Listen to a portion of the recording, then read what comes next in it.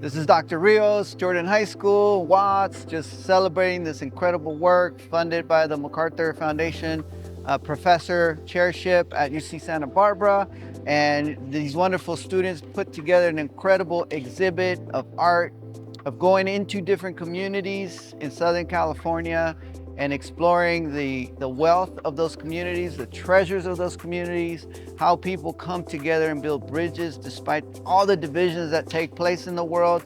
It's been a beautiful experience just seeing these students light up, not just talking about their culture and their language, but other people's cultures and languages. That's what ethnic studies is about, making sure children and adults understand the differences in the world are a richness and a treasure rather than a thing for us to divide about and fight about.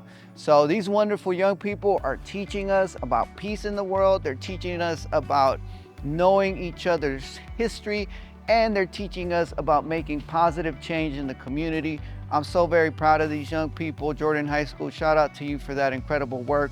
And again, thank you to the McArthur Foundation for this wonderful, wonderful opportunity for us in the Academy to come out into community and build bridges with young people so that they can pave a better future for themselves and really, frankly, for all of us in society that need all the solutions we can get. And what better way to get those solutions than from the young people out there in the community. You guys should be very proud of yourself. You're the first class to ever go on a field trip successfully as an entire class. We've never been able to do that. And a lot of that was done in part also through the grant and the funding of what Dr. Rios does. And so that is what led to the work. And this is the kickoff of a month-long show. And then those grant dollars will also fund our closing activities on June 3rd. So we're extremely excited. Today's event is all about celebrating what the kids have learned in the course of a year through ethnic studies. Our unit that we taught in ethnic studies was on migration, and so we learned about how migration is a natural part of life, and it's also essential to the histories of the students here in the community. So we looked at different migration patterns from the Great Migration to Asian American migration to Central American and as well as Mexican immigration. And then they had to produce a zine where they were actually positioned as researchers to preserve the stories of migrants in different ethnic enclaves. So they produced these amazing zines where they showed off their creativity and their research skills. Dr. Rios has been collaborating with Jordan for quite some time, and thanks to his support, we've been able to put on this whole showcase. It's also allowed us to take the students into the field and actually do research in the field. We went to ethnic enclaves in downtown Los Angeles where they got to take pictures, write about their experiences there, and see how ethnic enclaves are formed and how communities inhabit those enclaves. And so that really allowed the students to get an idea of what ethnic enclaves look like and then be able to produce that further research that they now get to share with their community. Thank you very much, students, for your time. It's beautiful to be here. Today we're going to be talking about Central Ave Corridor. It's a street where people would come after the migration started from Louisiana and Texas and stuff like that. They would come over and they would come to this place because they knew it felt like a home. It was a safe place for them. It was a place where you could have fun. On that same street, there was also teenagers who would go to a YMCA. They would chill there and then they would go to the movie theaters later on. But yeah, it's just about the small details that happened there after all that painful stuff. They kind of was able to push through it, find a way to have fun.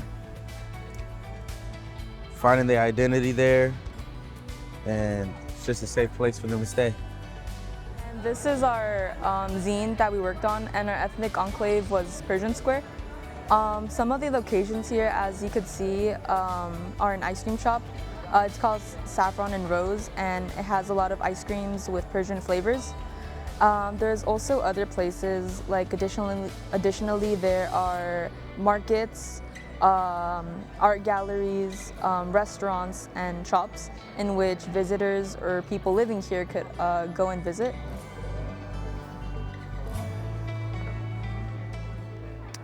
Then as for identity, this section oftentimes covers the identity of the Persian people living here. It's amazing how you're breaking it down. So thank you. All right, finish it off for me. What is community cultural wealth? There's different ways to show about different ways about your community, like resistance and stuff like that. They resistance to there's a protest in downtown talking about the different rules that changed in Persian Square. So many people protested about that. And then linguistic capital. And Linguistic, yeah.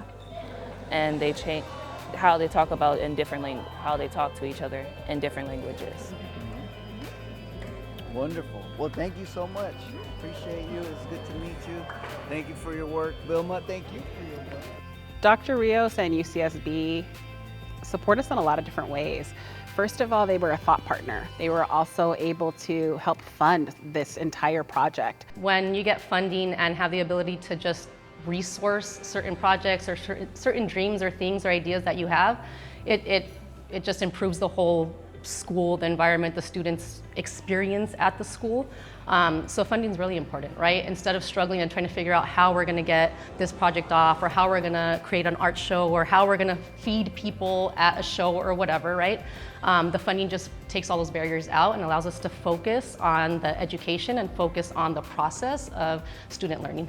Our teachers put in over 40 extra hours just to get this show off the ground, and they went on 3 different retreats. And so by partnering with Dr. Rios, we were able to check in periodically throughout the year, bounce our ideas off of him, receive guidance, but also to just know that we had support and we had a person who cared and was invested in how this all came out. And then it was really cool because he was able to validate that for the kids by showing up today and working with them and meeting them and getting to hear their stories and see their pieces. I just want to just really thank Dr. Rios and UC Santa Barbara for working with us, with our school community. You know, we are looking forward to growing together in this collaborative space, because in the end, we all are trying to uplift our community, and we are very thankful to have Dr. Rios and UCSB as valued partners. All right, so one big round of applause for your teachers, Dr. Rios, and everybody who has come together for you.